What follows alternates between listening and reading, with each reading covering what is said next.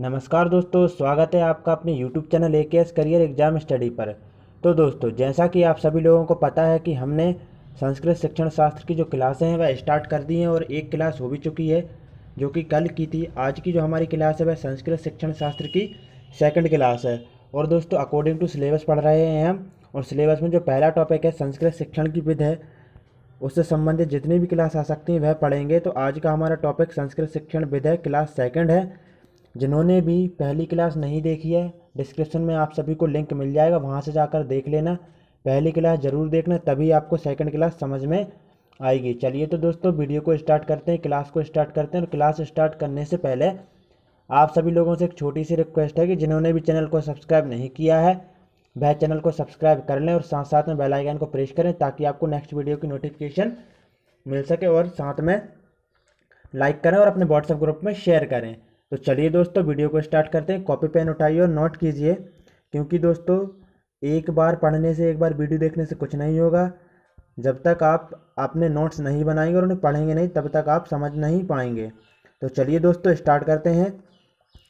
जैसा कि दोस्तों कल की क्लास में हमने देखा था कि जो संस्कृत शिक्षण की विधियाँ हैं वह कितने प्रकार की हैं। 3 प्रकार की हैं। कौन कौन सी? परंपरागत है, प्राचीन है, जो कि पुराने ज़माने में, प्राचीन समय में, ऋषि मुनियों वाले समय में चलती थी। उसके बाद नवीन और आधुनिक विधि आ गई। कौन सी दोस्तों? नवीन और आधुनिक विधि आ गई। और उसके बाद जो कि प्रेजेंट टाइम में चल रही हैं, वर्तमान समय में चल रही हैं, कौन सी? नवीनतम उपागम आ गए जो कि कैसी हैं? बाल केंद्रित हैं टोटली। और नवीन और आधुनिक जो विधि हैं वह बाल केंद्रित तो थी, लेकिन पूरी पूरी तरह से जो बच्चे पर ध्यान नहीं दिया जाता था। और जो परंपरागत जो प्राचीन विधि हैं वह शिक्षक केंद्रित होती थी और इनमें कंठस्थीकरण पर बल दिया जाता था। तो आगे देखेंगे। और उसके बाद देखा था हमने कि परंपरागत और प्राचीन विधि हैं, उसके 2 प्रकार हैं। कौन कौन से हैं? पाठशाला विधि, जिसको क्या कहा जाता है? गुरुकुल परंपरा कहा जाता है। और सेकंड है व्याकरण अनुवाद विधि, जिसको क्या कहा जाता है दोस्तों? जिसको भंडारकर विधि भी कहा जाता है। उसके बाद हमने देखा जो पाठशाला विधि है और जिसको गुरुकुल परंपरा विधि कहते हैं, उसकी भी 10 प्रकार हैं, 9 प्रकार हैं। देखें कौन कौन से हैं। मौखिक एवं व्यक्तिगत विधि, सूत्र विधि, पारायण विधि, वाद विवाद विधि, प्रश्नोत्तरी विधि, कथा कथन विधि, कक्षा नायक विधि, व्याख्या विधि, भाषण विधि, व्याकरण विधि। तो ये सभी हैं, इनको एक एक करके पढ़ेंगे दोस्तों। तो आज जो हम पढ़ने वाले हैं, जैसे कि मैं आपको लास्ट वीडियो और कल की जो क्लास उसमें बता चुका हूँ, आज का हमारा टॉपिक है मौखिक एवं व्यक्तिगत विधि। संस्कृत की शिक्षण विधि है या कैसी है? प्राचीन विधि है।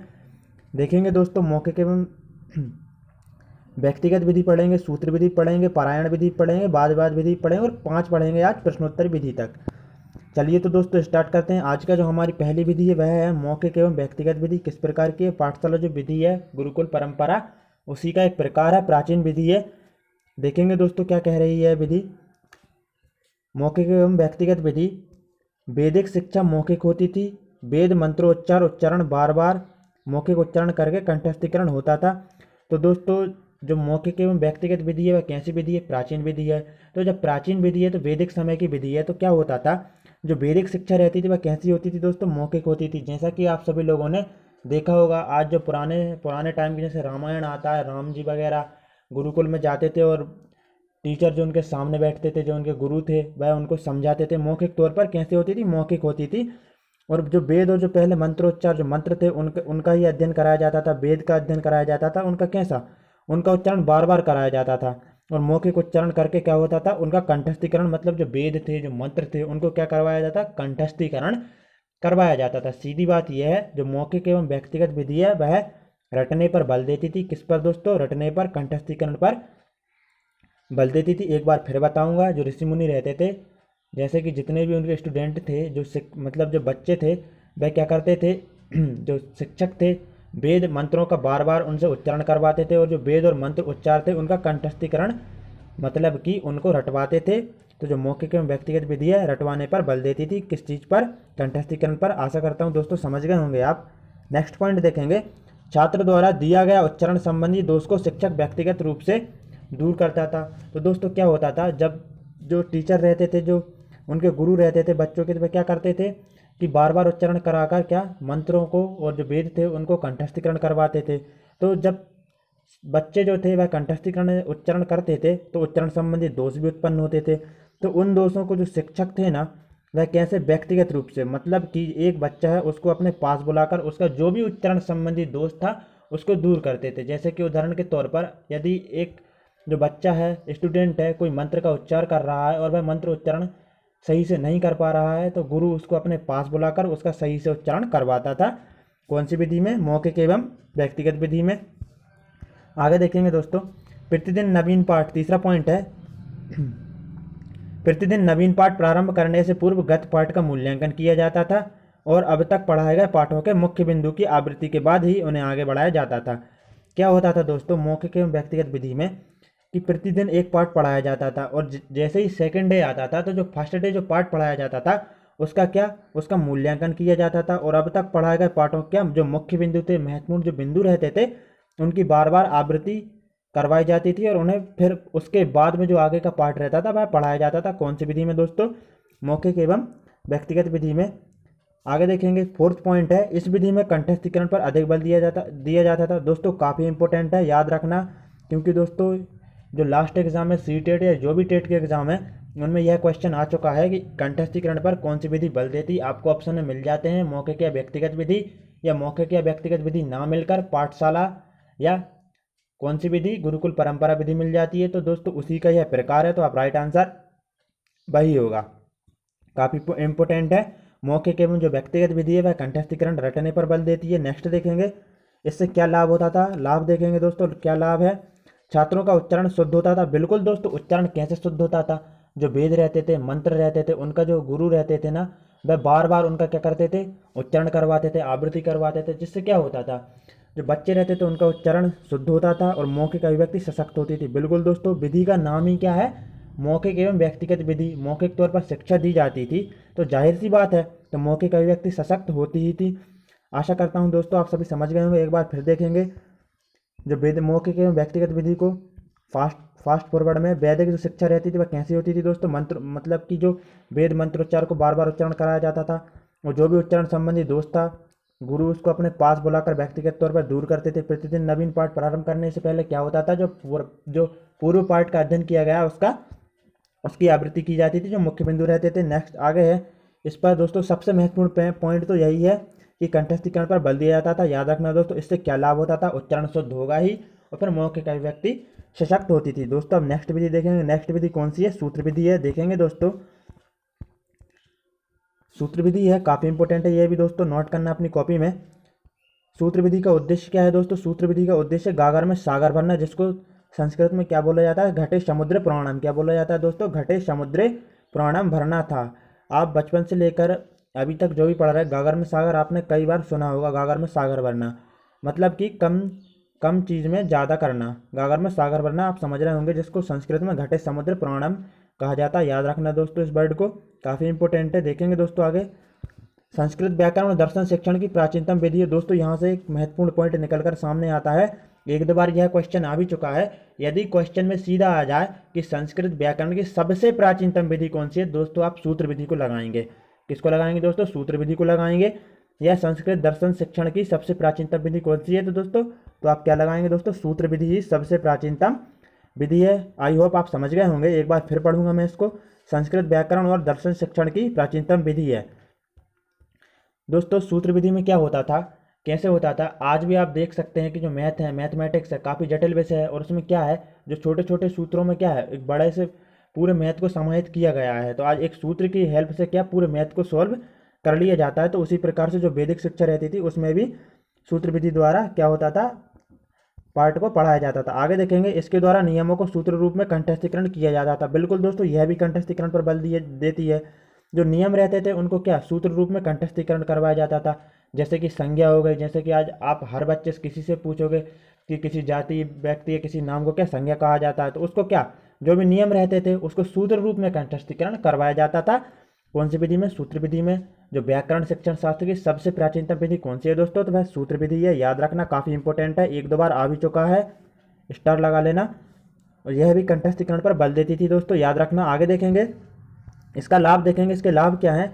जटिल विषय को समझने में याद रखने में सुविधा होती थी। बिल्कुल दोस्तों, जैसे कि आप सभी लोगों को पता है कि आज एक मैथ कैसा जटिल विषय है। मैथ ही नहीं, हिंदी भी हो, जो भी सब्जेक्ट उस आमतौर पर जटिल ही होते हैं, तो उनको क्या किया जाता है, सूत्र रूप में याद रखा जाता है। जैसे कि एक सूत्र में मैथ का एक फॉर्मूला बना लिया है और उसी सूत्र से जो मैथ के सवाल हैं उनको हल किया जाता है।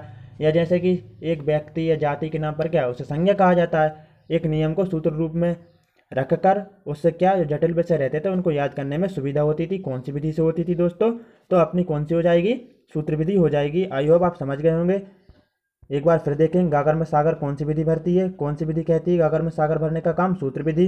संस्कृत व्याकरण और दर्शन शास्त्र की सबसे प्राचीनतम विधि कौन सी है दोस्तों? सूत्र विधि है। इसके द्वारा नियमों को सूत्र रूप में कंठस्थीकरण पर बल दिया जाता है। दोस्तों जो भी प्राचीनतम विधि है सभी कंठस्थीकरण पर बल देती थी। आगे देखेंगे दोस्तों, जो नेक्स्ट है वह है पारायण विधि। कौन सी है दोस्तों? पारायण विधि है, काफी इंपोर्टेंट है, यहाँ से भी प्रश्न आ जाते हैं। जैसा कि दोस्तों मैं आप सभी को बता चुका हूँ, जितनी भी प्राचीनतम विधि हैं सभी कैसी है दोस्तों? कंठस्थीकरण पर बल देती हैं। और जो प्राचीनतम विधि है उसका भेद जो है वह कौन सा? पाठशाला विधि है, गुरुकुल परंपरा। अब पाठशाला विधि में गुरुकुल परंपरा के भी कई विधियां हैं, जैसे कि मौखिक विधि हो गई, सूत्र विधि हो गई। अब आती है पारायण विधि। पारायण विधि भी कैसी है दोस्तों? कंठस्थीकरण पर बल देती है। देखेंगे क्या कह रही है। कंठस्थीकरण पर बल देते हुए वैदिक मंत्रों की बार बार आवृत्ति करके उन्हें कंठस्थ करवाया जाता था। बिल्कुल दोस्तों वही बात आ रही है जैसे कि मौखिक विधि में आई थी। कैसी दोस्तों? कंठस्थीकरण पर बल देते हुए जो प्राचीन समय में वैदिक मंत्र और वेदों को क्या किया जाता था? बार बार उनको क्या करा था? रटवाया जाता था। जैसे कि एक मंत्र है उसको बार बार रटवाया जा रहा है, जैसे कि कर्पूर गौरम है, कर्पूर गौरम कर्पूर गौरम, इस तरह से उनकी बार बार आवृत्ति करा के क्या होता था? रटवाया जाता था। आज आप यदि किसी को भी यह मंत्र याद नहीं है, जैसे कि कर्पूर गौरम करुणावतारम संसार सारम, यदि यह मंत्र आप कभी किसी को भी याद नहीं है, इसकी आप 2-4 बार आवृत्ति करेंगे तो आपको धीरे धीरे यह याद होने लगेगा। तो इस प्रकार से इस विधि में इसी प्रकार से करवाया जाता था और रटवाया जाता था। आगे देखेंगे दोस्तों, वैदिक मंत्रों के सस्वर पाठ को क्या कहा जाता? देखो दोस्तों क्या होता था, मान लीजिए वैदिक मतलब जो वैदिक वेद है उसमें कुछ मंत्र दिए हैं और उसका तेज तेज जैसे कि बोल बोलकर सस्वर पाठ किया जा रहा है, तो जो सस्वर पाठ रहता था उसे क्या कहा जाता था दोस्तों? उसे पारायण कहा जाता था। और जो ऐसा करता था उसे क्या कहा जाता था दोस्तों? उसे पारायणिक कहा जाता था। देख लीजिए दोस्तों, काफ़ी इंपॉर्टेंट है। जो वैदिक मंत्रों जो वेद होते थे उनमें जो मंत्र होते थे उनका जो सस्वर पाठ किया जाता था तो उन मंत्रों को पारायण कहा जाता था दोस्तों, उस पाठ को। और ऐसा करने वाले को क्या कहा जाता था? पारायणिक कहा जाता था। मान लीजिए दोस्तों कि यही श्लोक लिखा है एक बुक में, कर्पूर गौरम करुणावतारम संसार सारम भुजगेंद्र हारम, इस प्रकार का एक मंत्र लिखा है दोस्तों। तो उस मंत्र को मैं कैसा सस्वर पाठ कर रहे हैं, कैसा सस्वर पाठ कर रहे हैं, तो उस सस्वर पाठ को क्या बोला जाता था? पारायण बोला जाता था। और ऐसा कौन कर रहा है? तो दोस्तों मैं कर रहा हूँ, तो क्या कहा जाएगा? मुझे पारायणिक बोला जाएगा। आई होप दोस्तों आप समझ गए होंगे, काफ़ी अच्छा एग्जाम्पल है। पारायण विधि के लाभ देख लेंगे दोस्तों, क्या क्या लाभ है, काफ़ी इंपॉर्टेंट है। यहाँ से आ जाता है प्रश्न। लाभ, इनमें प्राप्त ज्ञान को स्मृति में संचित करने पर बल दिया जाता था। बिल्कुल दोस्तों, जैसा कि अभी मैंने आपको बताया, जो भी श्लोक जो भी मंत्र प्राप्त किए जाते थे, उनका ज्ञान प्राप्त किया जाता था, उनको क्या बल दिया जाता था कि स्मृति में संचित हो, मतलब कि वह कभी भूले ना। इस प्रकार से यह स्मृति में संचित करने पर बल देती थी। कौन सी विधि दोस्तों? पारायण विधि। एक बार फिर देखेंगे, पारायण विधि कंठस्थीकरण पर बल देते हुए वैदिक मंत्रों की बार बार आवृत्ति करके उन्हें कंठस्थ करवाया जाता था। वैदिक मंत्रों के सस्वर पाठ को पारायण कहते हैं। जैसे कि दोस्तों मैं आप सभी को बता चुका हूँ, एक श्लोक का उदाहरण भी दिया है कर्पूर गौरम का। और जो ऐसा करता था उन मंत्रों को पढ़ता था उसे क्या कहा जाता था? पारायणिक कहा जाता था। लाभ क्या है? इनमें जो प्राप्त ज्ञान को स्मृति में संचित करने पर बल दिया जाता था। जो नेक्स्ट विधि है दोस्तों वह है वाद विवाद विधि। कौन सी है दोस्तों? वाद विवाद विधि काफ़ी इंपॉर्टेंट है, आप सभी लोगों को पता ही होगा। वाद विवाद विधि देखेंगे दोस्तों, क्या कह रही है वाद विवाद विधि? किसी विषय पर चर्चा की एक औपचारिक विधि है दोस्तों। यह काफ़ी इंपॉर्टेंट वर्ड है। औपचारिक का मतलब होता है दोस्तों कि एक समय सीमा होती है, सभी लोगों को पता रहता है, उसको औपचारिक तौर पर जो कार्य किया जाता है समय सीमा में उसे औपचारिक तौर पर कहा जाता है। जैसे कि दोस्तों आप सभी लोगों को पता होगा, एक जो परिवार की शिक्षा रहती है अनौपचारिक रहती है दोस्तों। अनौपचारिक कैसे रहती है? एक बच्चे को पता ही नहीं रहता है और वह भाषा सीखता जाता है, कोई समय ही नहीं रहता है, भाषा सीखता जाता है। लेकिन जब वह स्कूल में पहुंचता है तो उसे जब सिखाया जाता है, भाषा को सिखाया जाता है, जैसे कि सेकंड लैंग्वेज इंग्लिश को सिखाया जा रहा है, तो यह औपचारिक शिक्षा होगी। इसी प्रकार से यह कह रहा है किसी विषय पर चर्चा की एक औपचारिक विधि है। कौन सी विधि? वाद विवाद विधि। वाद विवाद में दो परस्पर विपरीत विचारों के समर्थक अपना अपना तर्क रखते हैं और दूसरों के कथन का खंडन करने का प्रयास करते हैं। देखेंगे दोस्तों, आज आपने देखा होगा, मान लीजिए भारत और पाकिस्तान का मैच चल रहा है और क्या होता है, जो न्यूज़ वाले रहते हैं ना, वह पाकिस्तान से जो भी मीडिया के रिपोर्टर रहते हैं उनको अपने लाइव कर लेते हैं और क्या होता है फिर वाद विवाद चलता है, एक दूसरे के विचारों का खंडन करते हैं। तो यह क्या है? डिबेट वगैरह इसी विधि का उदाहरण है। दो पक्ष आमने सामने बैठ जाते हैं, एक दूसरे के विचारों का खंडन करते हैं औपचारिक तौर पर, तो क्या होता है? अपने अपने तर्क रखते हैं, प्रश्न पूछते हैं, तो इसी को वाद विवाद विधि कहा जाता है। आई होप दोस्तों आप समझ गए होंगे।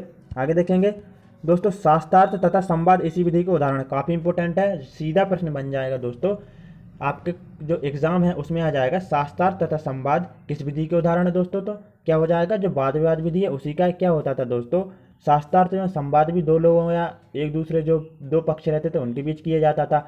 एक दूसरा पक्ष क्या होता था, एक दूसरे के विचारों का खंडन करते थे, तो इसी को क्या कहा जाता है, वाद विवाद विधि कहा जाता है। शास्त्रार्थ तथा संवाद इसी विधि के उदाहरण है। नेक्स्ट देखेंगे लाभ, देखेंगे दोस्तों जो वाद विवाद विधि है उसका क्या लाभ है, तर्क शक्ति का विकास। बिल्कुल दोस्तों, कैसे होगा, मान लीजिए दो पक्ष हैं, एक दूसरे के विचारों का खंडन कर रहे हैं, तर्क लगा लगा कर ही तो प्रश्न रख रहे हैं, तो इससे क्या होगा, तर्क शक्ति का विकास होगा।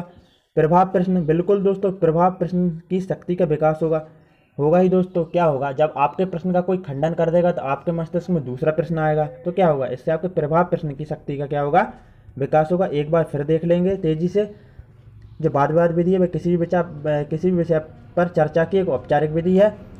वाद विवाद में दो परस्पर विपरीत विचारों के समर्थक अपना अपना तर्क रखते हैं और दूसरों के कथन का खंडन करने का प्रयास करते हैं। दोस्तों आपने टीवी में अक्सर न्यूज़ों में देखा होगा, डिबेट रहती है, इसी विधि पर आधारित रहती है। शास्त्रार्थ तथा संवाद जो कि प्राचीन समय में किया जाता था ऋषि मुनियों में खासतौर पर, तो इसी विधि के उदाहरण है। कौन सी विधि के दोस्तों, वाद विवाद विधि के। आगे देखेंगे इससे क्या लाभ है, तर्क शक्ति का विकास होता है। बिल्कुल होता है दोस्तों, एक दूसरे के तर्क का जो खंडन किया जाता है, तर्क शक्ति का विकास होता है, प्रभाव प्रश्न की शक्ति का विकास होता है। दोस्तों नेक्स्ट देखेंगे व्याख्या विधि, काफ़ी इंपॉर्टेंट है, आज भी वर्तमान समय में भी इस विधि से पढ़ाया जाता है।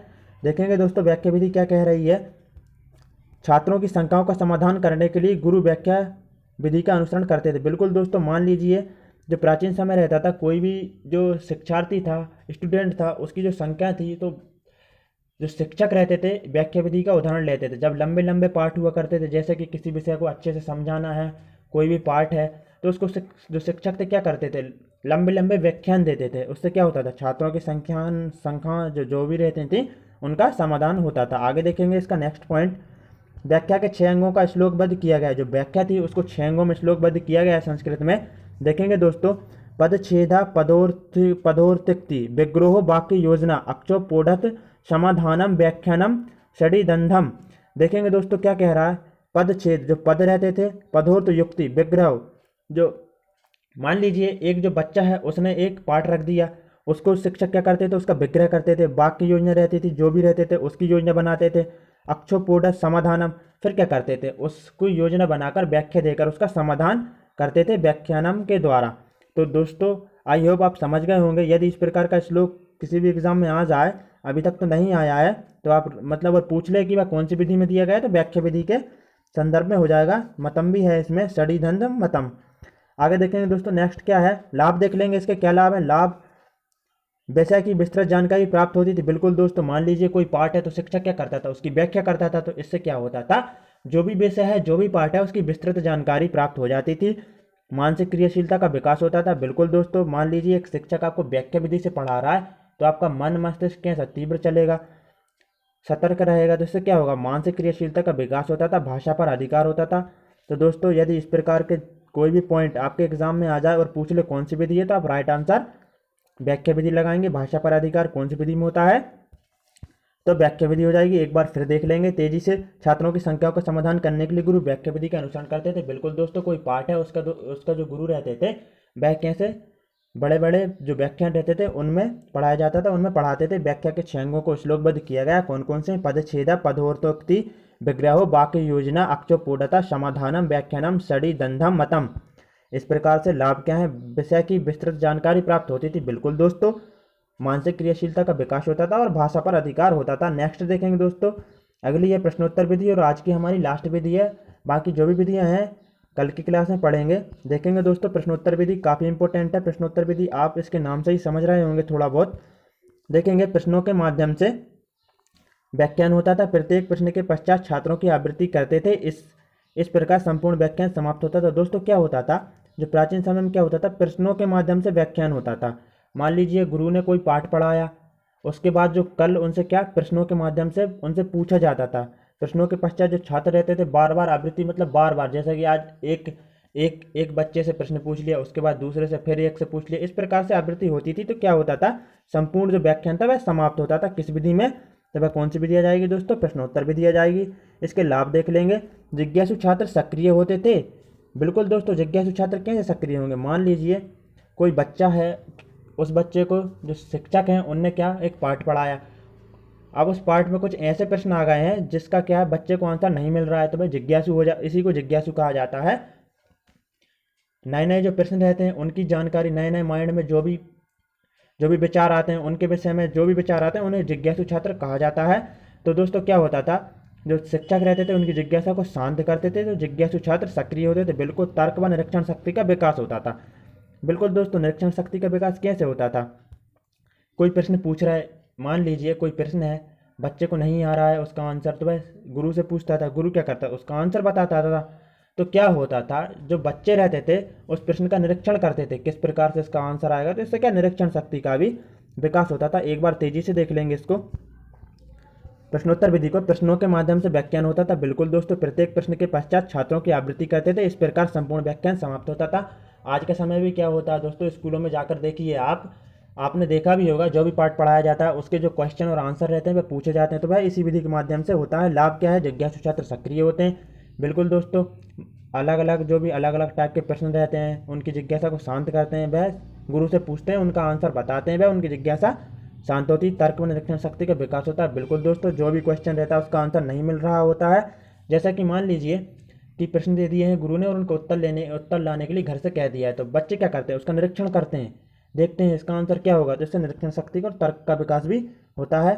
तो दोस्तों, आज हमने जो भी संस्कृत की विधियाँ थी उनको, जो पाठशाला विधि, गुरुकुल परंपरा पाठशाला विधि का ही नाम है, जितनी महत्वपूर्ण विधि हैं 6 विधियों को कर लिया है। जितनी भी विधि इसके प्रकार बचे हुए हैं कल की क्लास में करेंगे। तो दोस्तों, जय हिंद, वंदे मातरम। आप सभी लोगों से एक छोटी सी रिक्वेस्ट हो रहा है कि चैनल को सब्सक्राइब कीजिए और बेल आइकन को जरूर दबाना, क्योंकि दोस्तों जो संस्कृत की शिक्षण विधियाँ एक वीडियो में तो समाप्त नहीं होंगी, कम से कम 10-12 जितनी भी वीडियो आएंगी वह सभी वीडियो में समाप्त होंगी। तो इस वजह से आप बेल आइकन को दबाएं ताकि आपको नेक्स्ट वीडियो मिल सके टाइम पर। और दोस्तों साथ ही साथ लाइक करो और अपने व्हाट्सएप ग्रुप में शेयर करें। जय हिंद दोस्तों, वंदे मातरम। कमेंट में जय हिंद वंदे मातरम बोलना ना भूले। बिल्कुल, जय हिंद दोस्तों, वंदे मातरम।